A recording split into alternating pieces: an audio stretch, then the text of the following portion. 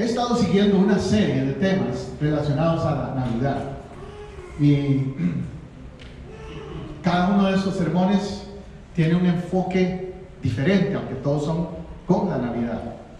El de hoy es un tema que surgió por una pregunta que me hicieron, precisamente. Por eso lo he titulado La pregunta de la Navidad. ¿Quién es Jesús? Por una pregunta que me hicieron.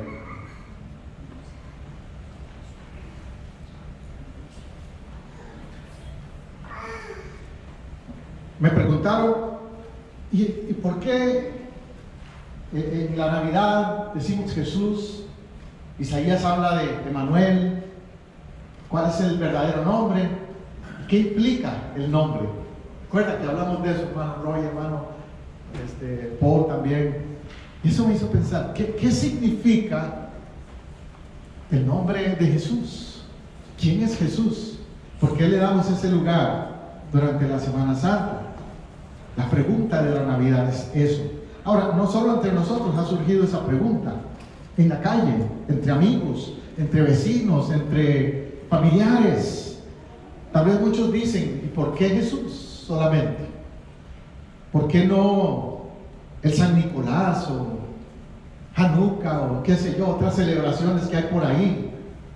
¿Por qué solo Jesús en Navidad? ¿Por qué es el nombre de Jesús el que tenemos que como mencionar más, exaltar, reconocer? Bueno, la respuesta la encontramos en la misma Biblia, porque en la misma Biblia se nos da un texto en Isaías 9:6, el cual describe ciertas cualidades del nombre de Jesús. Vamos a ver, Isaías 9:6 dice: un niño nos es nacido, hijo nos es dado. Está hablando de Jesús, del Mesías. Isaías está anticipando de un niño que iba a nacer, que es Jesús, el Mesías. Pero luego dice, y se llamará su nombre. Pero no da un nombre como decir Juan, Rodrigo, Alberto, no. Lo que da es una lista de cualidades: admirable, consejero, Dios fuerte, Padre eterno, príncipe de paz. Cualidades. Y es que a veces no es tanto el nombre lo más importante, sino lo que implica el nombre, lo que representa el nombre. Y en el caso de nuestro Salvador, su nombre representa muchas cualidades. ¿Quién es Jesús? Pues Él es el admirable, Él es el consejero, Él es el Dios fuerte, Él es el Padre eterno, Él es el príncipe de paz. Y en cada una de esas declaraciones de virtudes, cualidades, también se afirma mucho su identidad como Dios. Porque también algunos se han cuestionado o han preguntado, bueno, pero Jesús fue un profeta nada más, fue un rabino, o es nada más el Hijo de Dios, pero no es Dios. Algunas sectas dicen eso. Y nosotros entonces tenemos que hacer un estudio aquí de este texto, lo que se llama exegético, sacarle el jugo, sacarle lo profundo, lo que implica esa declaración profética que nos da Isaías. Él empieza diciendo que un niño nos es nacido y que un hijo nos es dado. Jesucristo, número uno, fue un niño. ¿A cuántos les gusta recordar su infancia? Qué linda es la infancia, ¿verdad?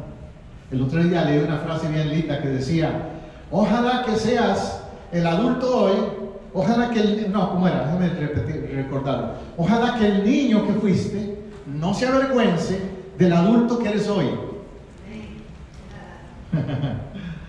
Ojalá que el niño que fuiste no se avergüence del adulto que eres hoy, sino que más bien el niño que fui diga: qué bueno, me convertí en buen hombre, una buena mujer, porque soy de Cristo. Jesucristo fue un niño, y fue un niño normal. Probablemente hizo sus travesuras por ahí de vez en cuando, no maldades como dicen, pero como todo niño inquieto. Fue nacido y engendrado por el Espíritu Santo, nacido de la Virgen María, pero tuvo una infancia normal.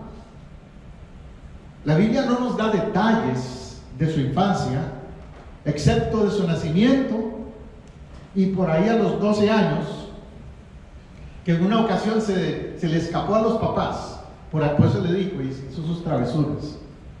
Esa fue una de ellas, pero no fue una escapadita por ir a hacer maldades. ¿Dónde estaba? ¿A qué fue? Al templo. Fue a hablar con los escribas, con los doctores de la ley, y lo encontraron en el templo. Qué lindo, ¿verdad? Que un niño de 12 años lo encontremos en el templo, buscando de Dios y de las cosas de Dios. Por mí que se escapen entonces. Eso diría cualquier padre, ¿verdad? Y no que a los 12, 13 años, cuando empiezan en la adolescencia, se escapen, pero para andar haciendo cosas que no deben hacer.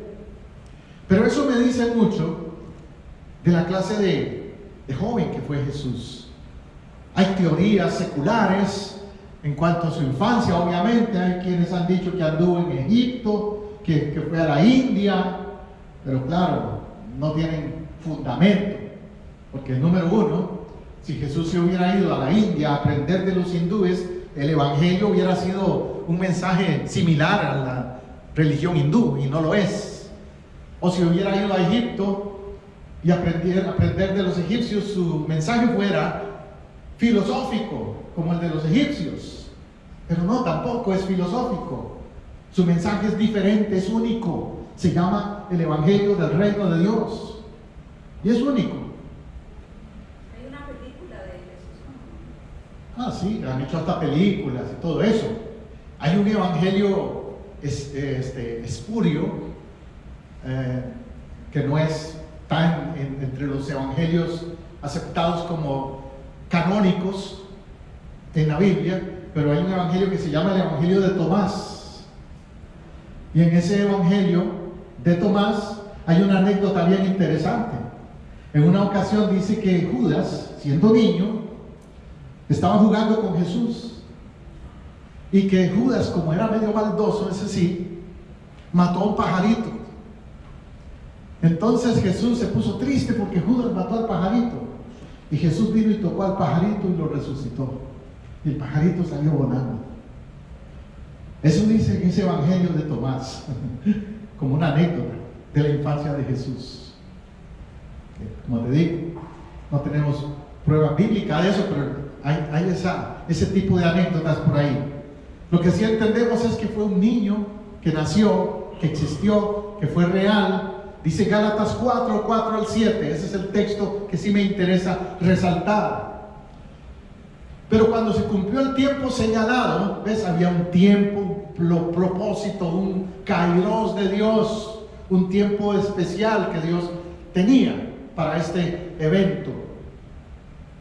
Dios envió a su Hijo, que nació de una mujer y sujeto a la ley. Allí hay dos cosas que resaltar.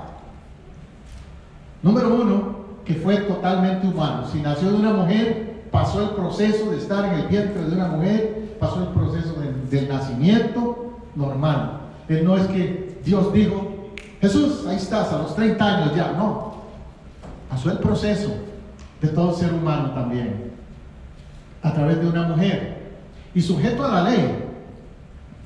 Otra vez eso me indica de que la teoría de que se fue a la India o a Egipto y todo eso es falso, porque si estaba sujeto a la ley, una de los requisitos de la ley judía era que un hijo esté con sus padres hasta los 12 años. De hecho es interesante, pero en la cultura judía existe esa tradición de que a los 12 años un niño es llevado a la sinagoga o al templo y es presentado y es reconocido oficialmente como un adulto a los 12 años. Puede ir a la guerra inclusive. En el mes de enero, ahora que viene, tengo que dar una clase en el seminario que se llama Cultura Hebraica, y me toca hablar de esas cosas, de las tradiciones, la cultura judía, y esa es una de las interesantes. A los 12 años un niño se le pide pasar a la sinagoga, por primera vez puede leer la Torá y es reconocido como un adulto, ya no es un niño. Porque él estaba sujeto a la ley. Sujeto a la ley también quiere decir que él practicó todo lo que la ley judaica, la Torá, dice.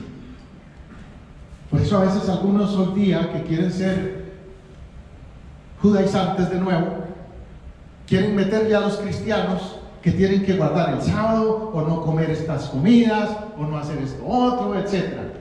Y en realidad están mal, te voy a decir honestamente, porque Jesús nos liberó de todo eso. Él lo hizo porque tenía que liberarnos de eso, por eso tuvo que hacerlo. Pero tú y yo no tenemos que hacerlo. ¿Qué dice el verso 5? Para que redimiera a los que estaban sujetos a la ley, a fin de que recibiésemos la adopción de hijos. ¿Ves? Y por cuanto ustedes son hijos de Dios, ¿qué somos ahora? Hijos de Dios. Él envió a sus corazones el espíritu de su Hijo, el cual clama, Abba, Padre. Allá hay dos cosas más que resaltar. Número uno, nuestra posición. ¿Quién eres?